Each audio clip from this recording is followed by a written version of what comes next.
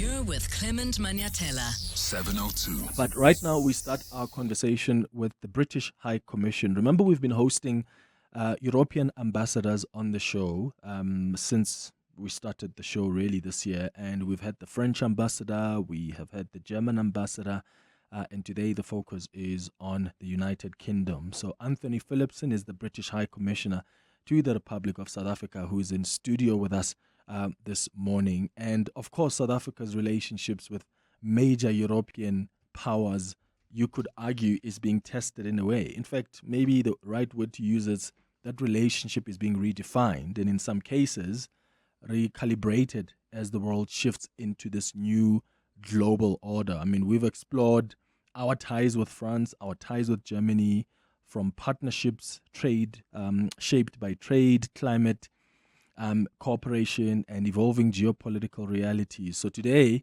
we turn to the United Kingdom, a country with deep historical ties to South Africa and a relationship that remains significant.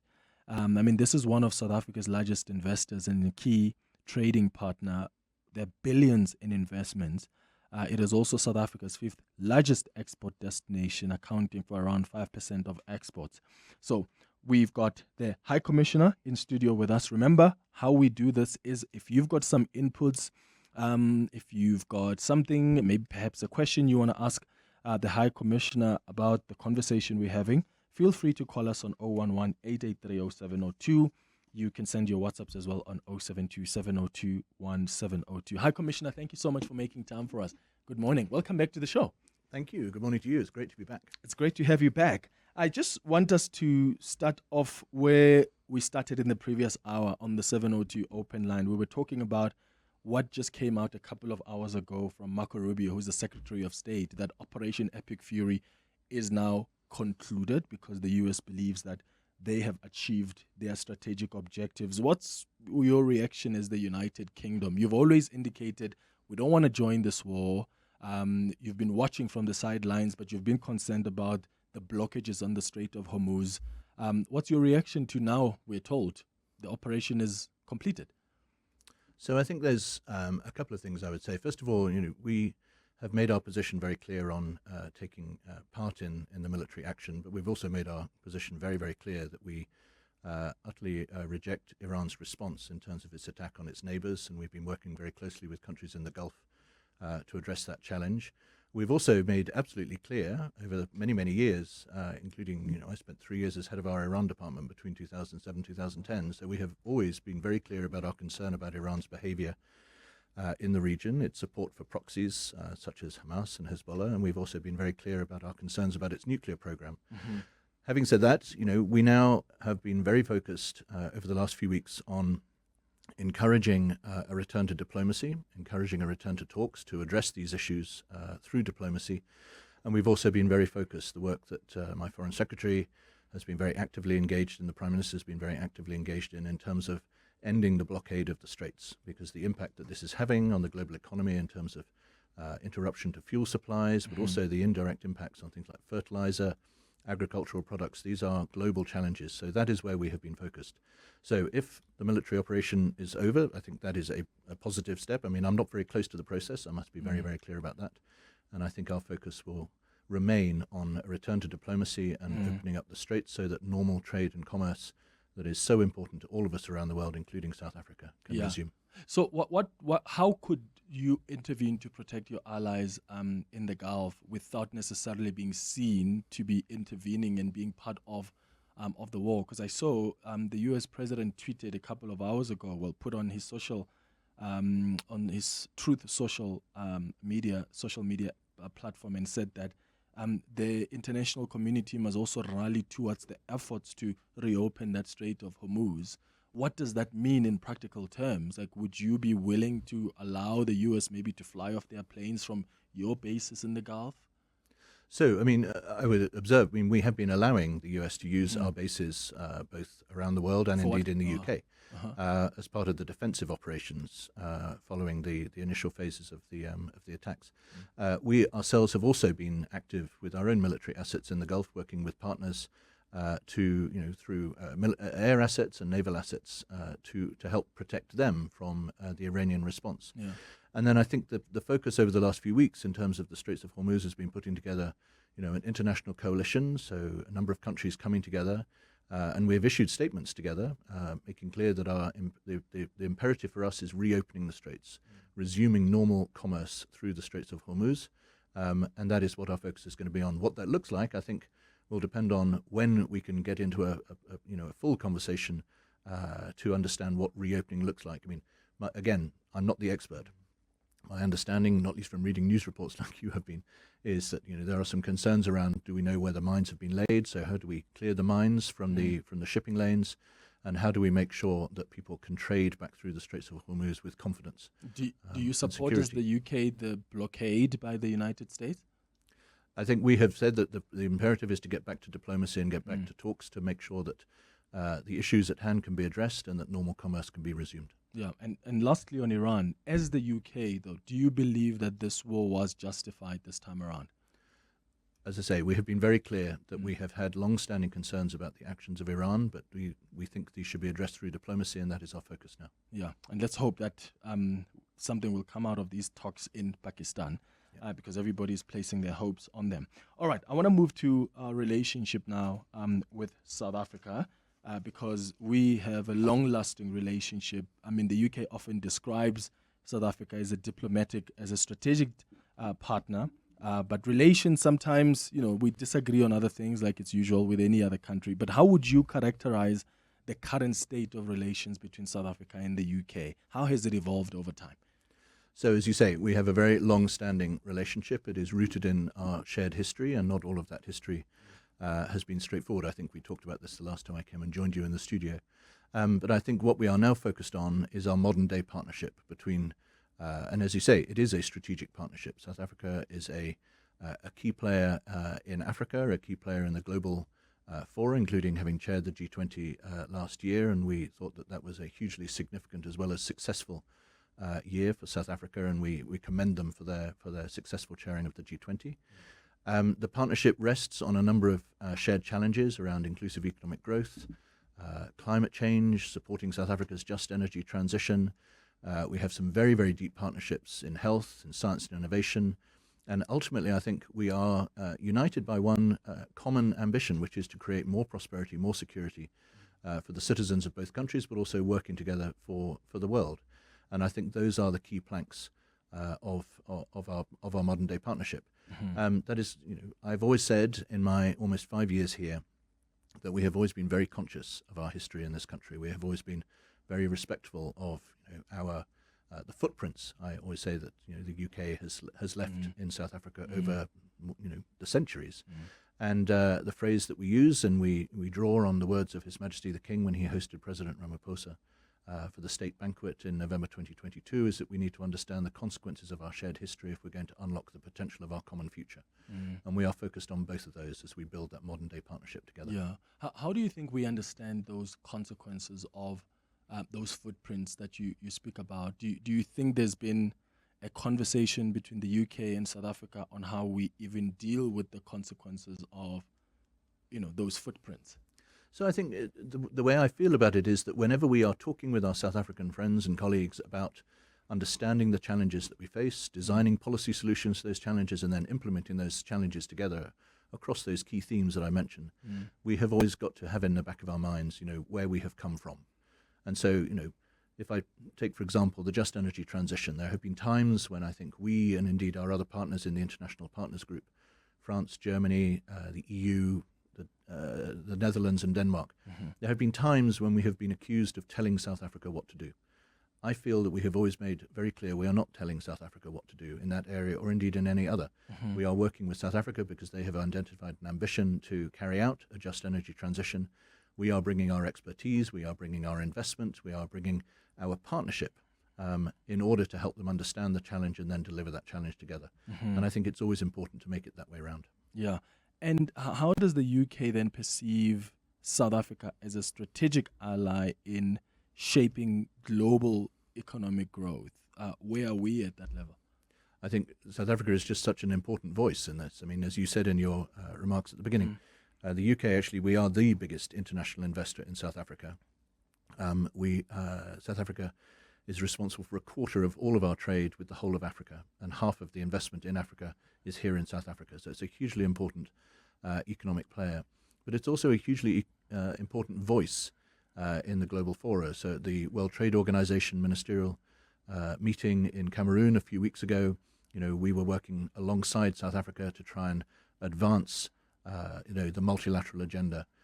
We work with South Africa in the G20. I mean, it's, to me, is one of the apex organizations in terms of the global conversation about the economic challenges that we face and how we work together to respond to them. Yeah. And so I just think, in terms of, the phrase people use is South Africa is a key voice in the global south. I think that is absolutely right.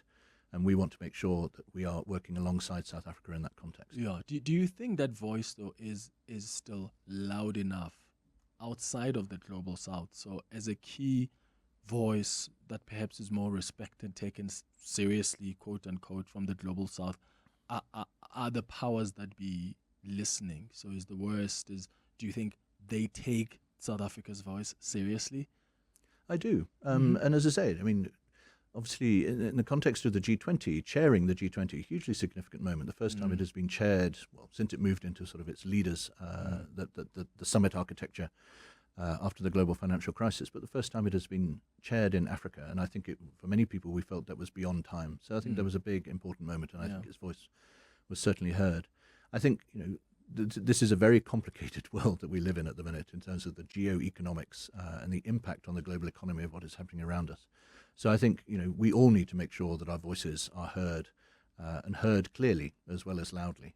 And we need to make sure that we are building that partnership going forward. Yeah, there are, of course, other multilateral organizations that South Africa wants to be part of, and they want that voice then to be amplified there. Let's take the United Nations, for instance. South Africa always says we need to be, part of, permanent members on the Security Council. Let's talk about that, because there are these group of countries that have got these veto powers, and South Africa always says if we're serious about evolving and maturing this multilateral institution, bring our voices in there. Is that something you support as the United Kingdom? So the United Kingdom, we've actually had a long-standing position again. I mean, going back, I think, over 20 years, that we need to be working more closely together on reform of the international institutions, whether that is the UN Security Council, where I think we have been very clear that there needs to be better representation from around the world, not just Africa, but also other parts of the world. We need to have fairer representation. That hasn't really been I feel that hasn't been a conversation that has really advanced as much as people would like, including us. But we also need to think about how we reform the international financial institutions to make sure that, again, that representation is more equitable, reflecting the modern day world that we live in. But the other thing I would say, maybe if I can use this as a pivot. So one thing that we are doing in the next few weeks, 2 weeks today, actually, in London, we will be co-hosting something we call a Global Partnerships Conference with South Africa, alongside British International Investment and the Children's Investment Funds based in the US. And that is trying to bring together a conversation to think about modern day partnerships. It's trying to move beyond a narrow focus on development and aid. It's moving into a conversation about investment, about local solutions. And it also, I think, is moving into a conversation about how we can use more innovative solutions to mobilize finance to address the global challenges, whether it's on health or climate, violence against women and girls. And, it is not an accident that we are co-hosting this with South Africa. We were very, very pleased when they agreed to co-host it with us, because, again, we want to bring South Africa's voice on these issues into those global conversations. Yeah. 23 minutes after 10 o'clock, we're in conversation with Antony Phillipson, who is the British High Commissioner to South Africa. After the break, we'll continue our conversation, and I see your WhatsApps, your calls coming through. We'll get to that as well. Hanging out with Clement on 702.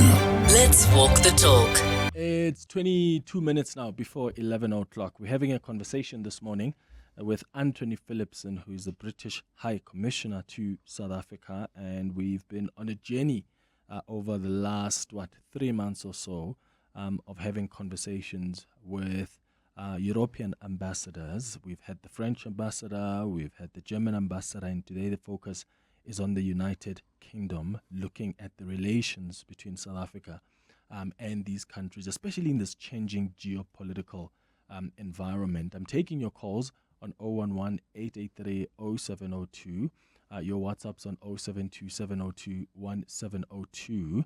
Hi, Commissioner. There's a question from John on Twitter who's asking about just the alignment that seems to be changing from the European side. Looking at, for instance, the Trump administration, how has it gotten you as the UK or even the European Union to rethink your alliances? So I think, my government's actually been very open about this. And indeed, at the beginning of this week, the Prime Minister was, I think he was in Armenia at a meeting called the European Political Summit. We have obviously a very close relationship with the United States. You will have seen last week that His Majesty the King was in Washington making a state visit commemorating the 250th anniversary of the Declaration of Independence. So we obviously have a very close relationship with the US, but we also have a very close relationship with the EU.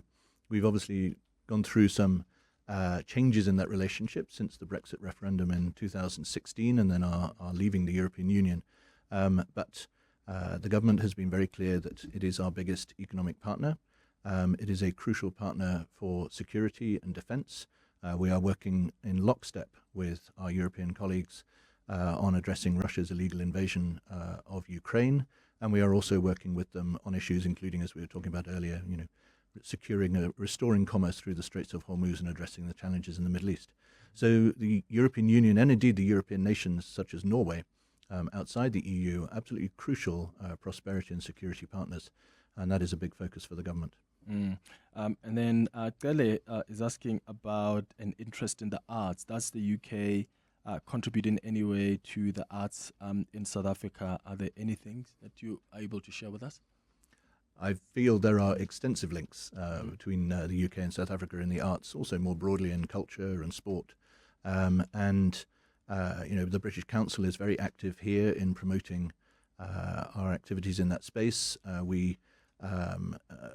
think I'm trying to think of a single example because I think there is so much. I mean, you open up the newspapers, there is extensive arts exchange, not least I think because I think there's such a passion for South African arts and culture in the United Kingdom. It's going to be a big sporting summer. I probably shouldn't get into this too much because I'm a little bit worried about how it's going to go, but the England, Scottish and Welsh rugby teams will all be here in the first 3 weekends of July. The England cricket team is coming towards the end of the year. So I think, again, arts, culture, sport is a big part of the people-to-people links between our countries. Mm-hmm. And then another question is around the future of the UK-South Africa relations. What does that look like in a world that is becoming more divided, more competitive, but also quite uncertain, as we have seen? So I think, again, if I may, there's two thoughts to this. One is it is absolutely imperative that the UK-South Africa relationship continues to deepen, continues to broaden. I genuinely feel that however we have got to where we are now united by some fundamental beliefs in democracy, in the rule of law, in human rights, in advancing opportunities for our citizens in both countries. I think that unites us. The question for us, especially in the context, as you say, of an ever more complicated world, is how do we put those partnerships together? Mm-hmm. How do we make sure that we are sitting alongside each other? And I think the answer to that is that the teams in the High Commission here working with partners in South Africa, the South African High Commissioner and his team in London, we need to be making sure that we are having the right conversations with the right people, understanding the challenges and then working out how we are going to work together in the G20, in the UN, in the WTO, in the World Health Organization, et cetera, to advance our shared ambitions. But this is not going to be easy because it's a complicated world. But I think we start from some common beliefs in those core areas. Where do you think are the areas of improvement? What can we do better to sort of strengthen the relations we have between the two countries? So I don't think it's not really a remedial thing. It's not as if we need to sort of do better there. I think there is more. There is always going to be more we can do. There will be more trade that we can generate between our countries. There'll be more investment in both directions that we can generate between our countries. There are going to be more things we can do to create jobs and prosperity in both of our countries. Our focus is on encouraging investment into South Africa and from South Africa into the UK. Our focus is on making sure that the future rules of the global economy suit our economies so that we can continue to do more business, not only together, but regionally. We are very keen supporters, for example, of the African Continental Free Trade Agreement. We know that South Africa sees that as a priority, so that is also part of our shared agenda on the growth side. So I think, there is always going to be more we can do, but we need to keep the ambition high and we need to keep looking forward together with confidence. Mm-hmm. It's 17 minutes now before 11 o'clock. I'll come back to more of your calls and questions after the break. Hanging out with Clement on 702. Let's walk the talk. It's 14 minutes now before 11 o'clock. We are just about to wrap up our conversation with Antony Phillipson, who's the British High Commissioner to South Africa. There was a time, High Commissioner, that the Prime Minister Keir Starmer was in South Africa, and one of the things he announced was the partnership with the Johannesburg Stock Exchange to help local startups, I think, become investor ready. There's a listener who's asking about that initiative and how far it's going now, but what also the intention behind it was. So, as you say, when the Prime Minister was here in November for the G20 summit, we announced a number of new partnerships, including this one with the Johannesburg Stock Exchange. And this one is very focused on identifying exceptional startups and tech-ready SMMEs and then helping them to become, as you say, investor-ready, helping them to secure funding and to grow sustainably. Just last week, I think it was, we launched the 5th iteration of the program. It's a 12-month program starting in November last year. So this is the 5th sort of cycle within that 12-month period. And what we are simply seeking to do is to find fundraising options for these SMMEs, for these startups.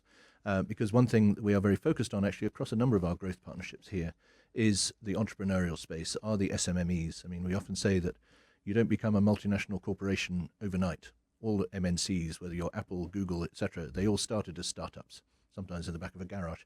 So, we have to identify those exciting, innovative, tech-ready SMMEs and then help them to get off the launchpad. Okay.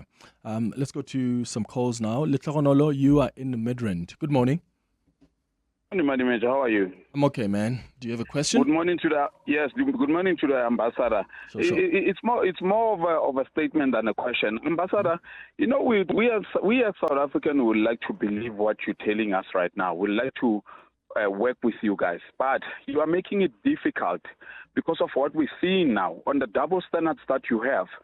I know that you guys recognize Palestine, but you guys keep on supporting America and Israel with military information to kill children, to kill women.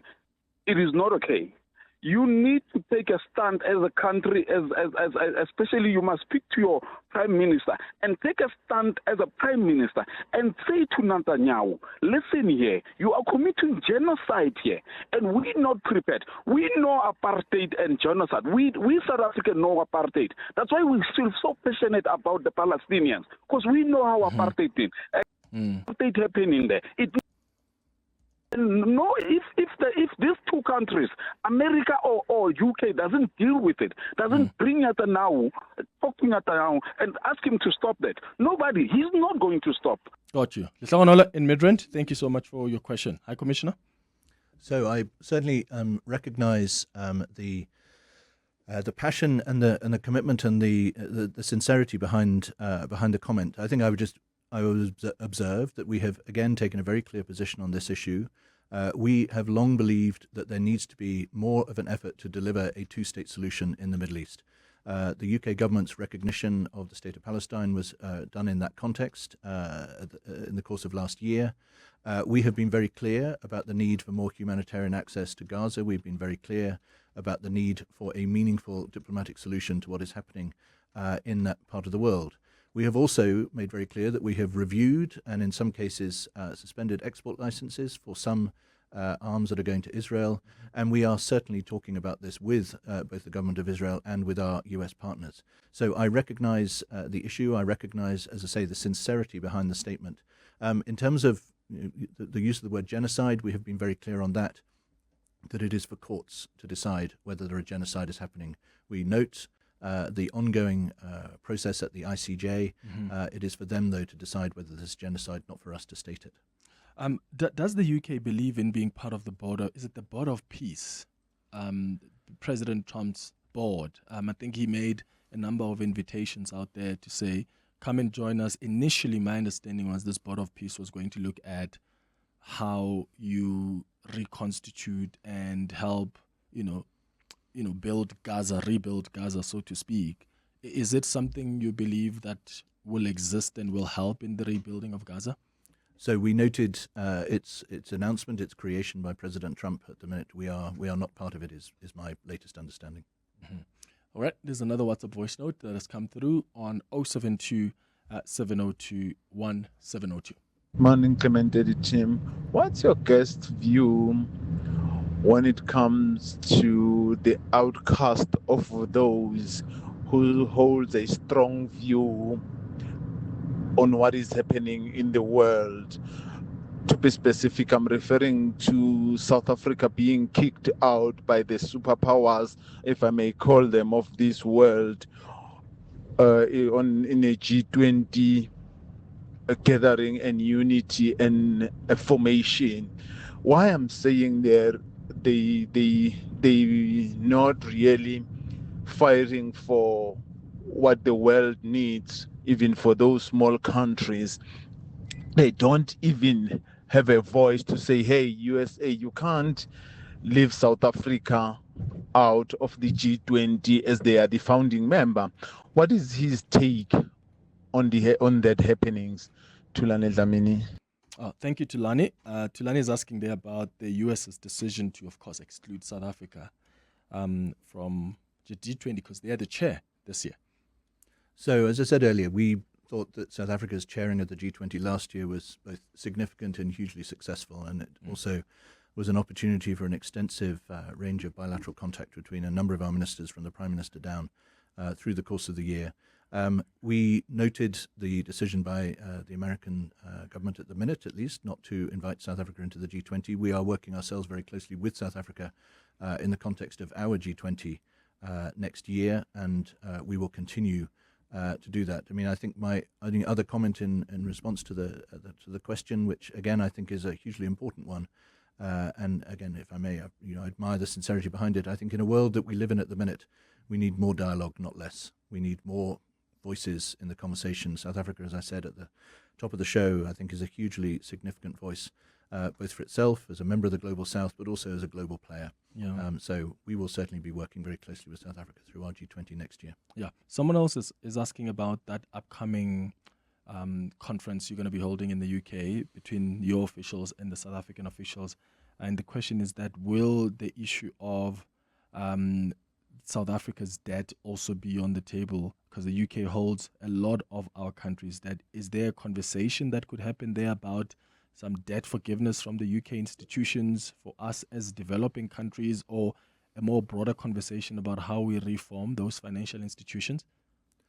So I think the second point, yes, definitely. I think the focus of the conference is going to be about how do we create a new conversation about partnership in the world that addresses the development challenges that we all face, whether that's on the climate side, health, violence against women and girls, I think will be a big theme, and of course is a big part of what our bilateral partnerships with South Africa at the minute. I don't think we will be talking necessarily specifically about debt forgiveness, but we will certainly be talking about how we mobilize finance, how we crowd in private sector finance to address these challenges. And I think that will be the focus. And I keep coming back to the theme. It is about how we create modern, focused, progressive, forward-looking conversations to address our shared challenges. Yeah. Here's the last question on the WhatsApp line. Hi, Clement and 702 listeners. I'm Paul from Johannesburg South here. Clement, mine is to ask the gentleman in the studio what is his government's take on reparations. What is his government's take on reparations, especially to South Africa? What is his government's stand on reparations? Thank you so much for that question, High Commissioner. So, at risk of repetition, we are very conscious of what has happened between our countries in the past.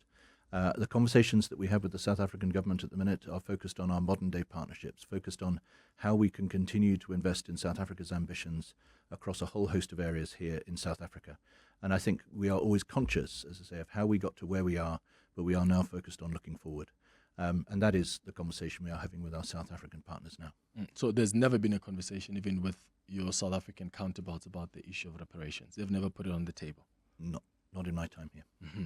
Okay. Ambassador, High Commissioner, thank you so much for coming through and for availing yourself to talk to us about these relations we have between the UK and South Africa, and for taking questions from our listeners as well. I appreciate it. Thank you very much indeed. It's a pleasure to see you. It's now going up to 3 minutes before 11 o'clock. Hanging out with Clement on 702. Let's walk the talk.